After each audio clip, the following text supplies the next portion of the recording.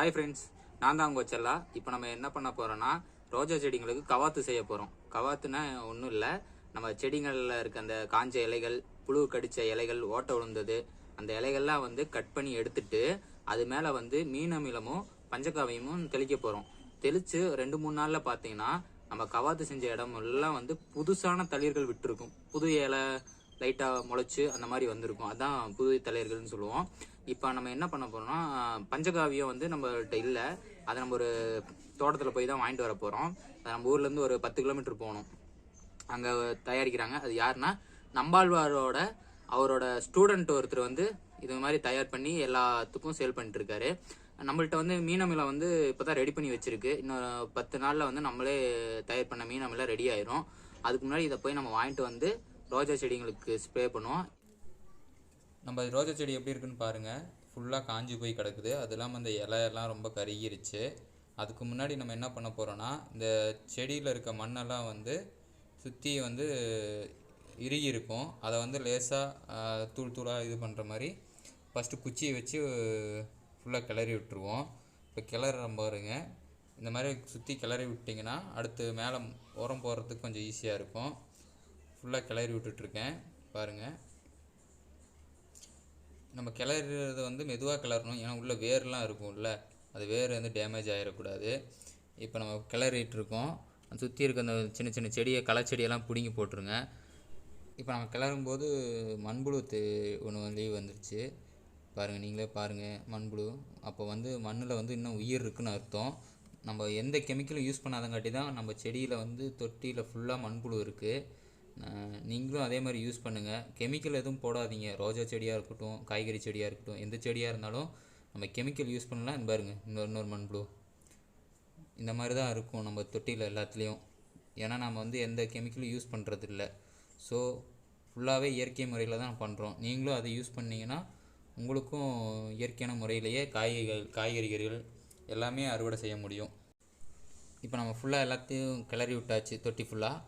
அதே மாதிரி எல்லா தொட்டியிலும் இருக்கிற மண்ணையும் ஃபுல்லாக கிளறி விடணும்.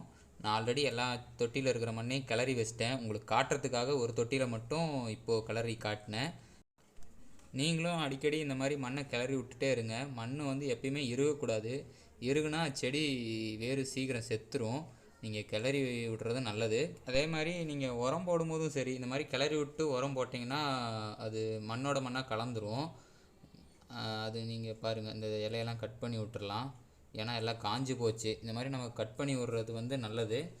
கட் பண்ணி விட்டுட்டு நீங்கள் எதுவும் பண்ணாமல் விட்டுறக்கூடாது. மேலே வந்து மீன் அமிலம் மெயினாக தெளிக்கணும், இல்லைனா பஞ்சகாவியமாவது தெளிக்கணும். ஏன்னா நீங்கள் இலையெல்லாம் கட் பண்ணி விட்டதுக்கப்புறம் வந்து மொட்டையாக இருக்கும். அப்போ வந்து செடி சீக்கிரம் காஞ்சி போயிடும்.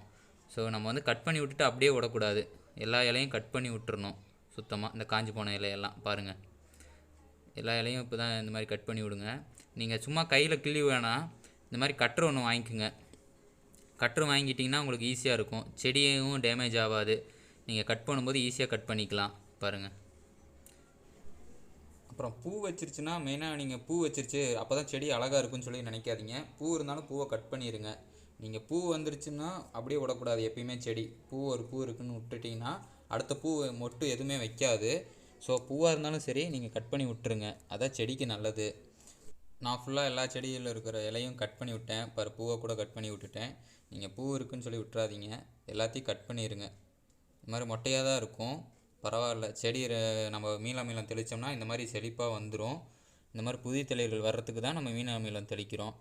இந்த மாதிரி கவாத்தும் செஞ்சு விட்றோம். ஸோ நீங்கள் வந்து இலையை கட் பண்ணுறது நல்லது தான். நீங்கள் எதுவும் நினச்சிக்காதீங்க செடி காஞ்சி போயிடும் அப்படி இப்படின்லாம் எதுவும் நினச்சிக்காதீங்க.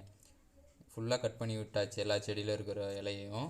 இப்போ நம்ம பாருங்கள், ஃபுல்லாக எல்லா செடிக்கும் கவாத்து பண்ணிட்டோம். இதுக்கு பேர் தாங்க கவாத்து. அதாவது இலையை கட் பண்ணிவிட்டு மீன் அமிலம் தெளிக்கும்போது இந்த மாதிரி புதிய தளிர்கள் வரும் பாருங்கள். மொட்டு வச்சுருக்கா, இந்த மாதிரி வர்றதுக்காக தான் நம்ம எல்லாத்தையும் கட் பண்ணி விட்றோம். எல்லா செடியிலையும் இந்த மாதிரி புதிய தளிர்கள் வரும். நான் ஏன்னா ஆல்ரெடி இதுக்கு முன்னாடியே ஒரு டைம் கட் பண்ணி விட்டேன், ஒரு வாரத்துக்கு முன்னாடி. அதனால தான் இப்போ வந்து புதுசாக தளிர் வந்து மொட்டு வச்சுருக்குது இந்த செடியில். நீங்கள் இலையை கட் பண்ணி விட்டு அதை வெளியே எடுத்து போடாதீங்க, தொட்டியை சுற்றியே போட்டு வைங்க. அது நல்லா உரமாகிக்கும். இதாங்க நம்ம போய் வாங்கிட்டு வந்த பஞ்சகாவியம். இது ஒரிஜினல் பஞ்சகாவியம் தான். இது நம்ம செடிகளுக்கு அடிக்கும்போது நல்ல வளர்ச்சி இருக்கும். அதுவும் புதிய தளிர்கள் வர்றதுக்கும் செடி வளர்ச்சி அதிகப்படுத்துறதுக்கும் இந்த பஞ்சகாவியம் உதவி செய்யும். இதை நம்ம எப்படி கலக்கிறோன்னு பார்த்துங்க. ஒரு 2 லிட்டர் தண்ணி எடுத்துக்குங்க.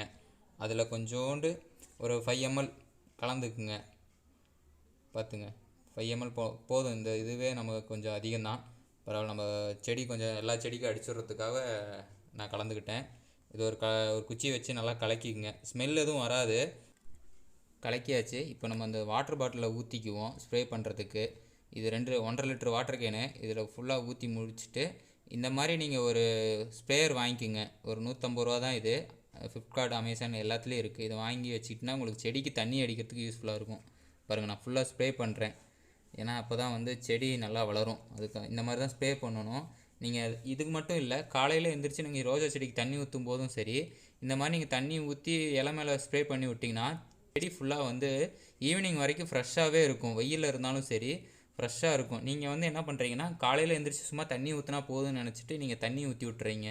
செடி இலை மேலே எதுவுமே தண்ணி தெளிக்கிறதில்ல. அட்லீஸ்ட் தண்ணி தெளித்து விடுங்க. ஏன்னா அது வந்து கொஞ்சம் புத்துணர்ச்சியாக இருக்கும் செடிகளுக்கு. மெயினாக ரோஜா செடிக்கு. சில பேர் கேட்குறீங்க, ஏன் செடி என்னோடது மட்டும் காஞ்சி போயிடுதுன்னு. அதுக்கு இதுதான் ரீசன். நீங்கள் காலையில் தண்ணியை நல்லா தெளித்து விடணும் எப்பயுமே ரோஜா செடிக்கு. பக்கத்தில் இருக்க இந்த செவந்தி செடிக்கும் அடிச்சு விட்றேன். ஏன்னா அது இப்போ தான் பூ வச்சுருக்குது. ஸோ அடிச்சுட்டேன்னு அதிகமாக பூ வைக்கும். எனக்கு ரோஜா செடி சின்ன வயசுலேருந்தே ரொம்ப பிடிக்கும். அதனால தான் இந்த டைம் அதிகமான ரோஜா செடி வாங்கி வச்சுருக்கேன். இன்னும் ரோஜா செடி வாங்கணும்னு ஆசைப்பட்றேன். உங்களுக்கு இந்த மாதிரி ஆசை இருக்கும், ரோஜா செடி வைக்கணும், நிறையா பூ வைக்கணும் அப்படின்னுலாம். ஸோ அது மாதிரி இந்த மாதிரி ஃபாலோ பண்ணுங்கள். கண்டிப்பாக ரோஜா செடி நிறையா பூ வைக்கும். அது மட்டும் இல்லாமல் செடி நல்லா வளரும். நீங்கள் இந்த மாதிரி பண்ண அது உங்களுக்கே பார்க்க ஆசையாக இருக்கும். என்னடா நம்ம ரோஜா செடி இந்த மாதிரி வளருது அப்படின்னு சொல்லி. சரி, இப்போ ஃபுல்லாக ஒரு குளியல் போட்டுருச்சு. எல்லா ரோஜா செடியுமே இன்றைக்கி ஒரு குளியல் போட்டுருச்சு பஞ்சகாவியத்தில். நீங்களே பார்த்துருப்பீங்க எப்படி இருந்துச்சுன்னு. நீங்கள் இதை ஃபாலோ பண்ணுங்கள், கண்டிப்பாக ரிசல்ட் நல்லா கொடுக்கும். நம்ம இயற்கையான முறையில் பண்ணுறது நமக்கு நல்லது. நான் ஃபுல்லாக எல்லா செடியும் அடித்து முடிச்சிட்டேன்.